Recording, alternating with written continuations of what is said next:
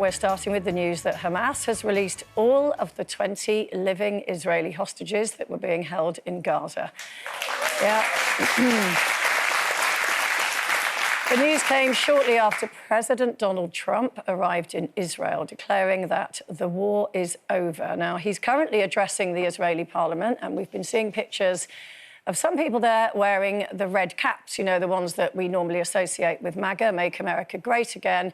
They're calling it now Trump the Peace President. And he's received a standing ovation from the Israeli parliament that lasted over 2 minutes. I mean, it is a truly historic moment. It's very early on in the whole sort of negotiations, but he's a man that's always, all his life, liked to do a deal, Gloria, isn't he? Definitely. Do you think that's part of this, that his personality has pushed it through? I think the bottom line is that whether you like him or whether you don't, or whether you approve or disapprove of whatever he's done in the past or currently doing, you have to give him credit for the fact that he's been able to get to the point where 20 hostages have been released today, when nobody else has. Look how many governments have tried. So I agree. I think, and today, though, is a day of joy and pain, because I was watching some of the earlier shots today, and the joy in the faces of the families, whether it's your father, your son, your daughter, whoever it happens to be, the joy at the prospect of that person coming home. I mean, as a family person myself, I cannot even imagine what it'd be like to spend 2 years of torment. Is my father alive? Is my husband still around? Is my husband coming home? 738 days in captivity. Yeah, 2 years. Yeah, yes. that's a lot, isn't it? And as you say, you don't... They probably didn't think this day would ever come. And meanwhile, of course, we've got the Palestinians as well, erupting in joy because a lot of Palestinian prisoners are being released, yes. you know, up to sort of 1900, I believe. So at the minute, everyone is celebrating. Trump will go on to an international peace summit in Egypt. But for me, I think the key thing that he just said, people are tired of it. Of course. And I think, you know, seeing the loss of life, obviously, on October the 7th in Israel, also seeing the response to it in Gaza, which a lot of people felt was excessive. People are tired of it. And so, you know, let's hope that what has been achieved today so far... And the thousands of people who have died as a cause in the last 2 years, yeah. on both sides. So, I mean, we could all do with some good news. And I think the joy that's around today is palpable. I mean, you just have to look at their faces on the screen. But on the other hand, there's still the pain of people who were hostage and yet have died, sadly, because of that. Yes, we've got another 28 to be released who obviously are deceased. So yes. we must think about them as well. But, you know, I mean, it's a lot of people are saying it's a result of sort of heavy international pressure, increasing isolation for Israel, like people saying, this is, you know, we're not going to keep supporting you in this action.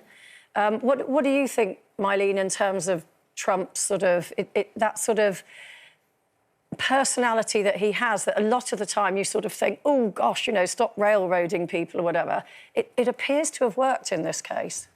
I guess it's what does it worked look like, because we see the men in suits now and we see the new hats that have been reprinted, but the collateral, I work for Save the Children, the collateral of women and children on all sides, it's thousands. And it's, you know, they're the ones who are always forgotten. So, you know, I don't think they'll be forgotten today, strange enough. I think it'll be every emotion today. But this is the thing, you know, we find ourselves at a point where we see all the men in suits now coming in, but there are just thousands of families that are all across the board that are going to feel the effects of this. The world is reeling from this. But what's interesting is the fact that a lot of world leaders are there today as well. So it's interesting that Trump has said, whatever you think about him, whatever your opinion is, at least the world leaders are saying, well, he has done what we couldn't do. OT, well, how do you feel about it? I think on both sides, it's a joyous but also a really sad day, really, because, like Mylene said, that the collateral has been huge, and I agree with Gloria, he has done something. But I think it's not just him, you know. There have been people in the streets who've been rioting. There have been people on social media who've been talking about it. There have been brands who've also been taking sides and being very clear about what they want to happen. So it's not just Trump. I think it's everyone who's been involved in this topic, everyone who's donated money, everyone who's gone over to try help. It's not just one person. Yeah, And I well, feel like it's like we're giving it to one person and it's let's hope that it, this is obviously the very early stages, let's hope that it stays peaceful. And, of course, you can get all the latest headlines from ITV News straight after this programme. Now, on to other news. It's been reported that Prince Andrew emailed convicted sex offender Jeffrey Epstein 3 months after he claimed to have cut contact with the disgraced financier, something he famously told Emily Maitlis during that BBC Newsnight interview. In the email, which was sent the day after the infamous picture of him with Virginia Giuffre was published in 2011, Prince Andrew allegedly wrote, "We are in this together. It's just one thing after another with Prince Andrew."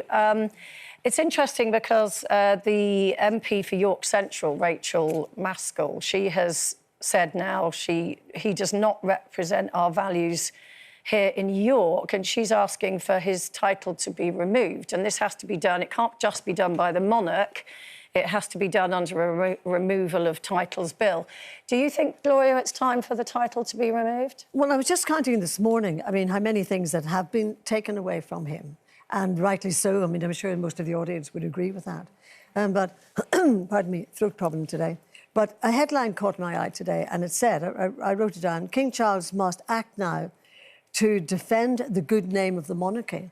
So when you've already taken away titles, and when you've taken away military, for example, and charities that he would have been involved with, you think, where do you go after that? And I suppose it's going to be either the place where he lives, but I gather... In fact, you were telling me this morning... Well, I don't... I mean, listen, I don't know for sure, but I read a while ago that he has a lease. That's right. And that's a legally binding lease to be able to stay in Royal Lodge. And he's also argued that he has spent money on refurbishing it to be able to live there. Do you know the date? 2078, he's locked it in. So that's a long time where he's got this...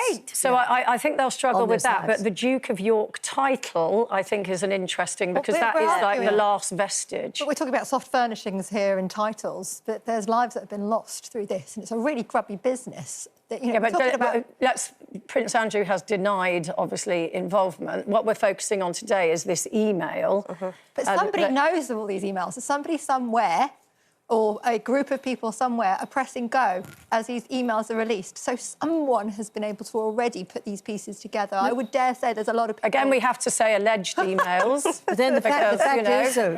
Well, it's like, my God, don't get us in trouble. That's the law. But that alleged email came after that crucial interview that he did, you know, which actually got him into a lot of trouble.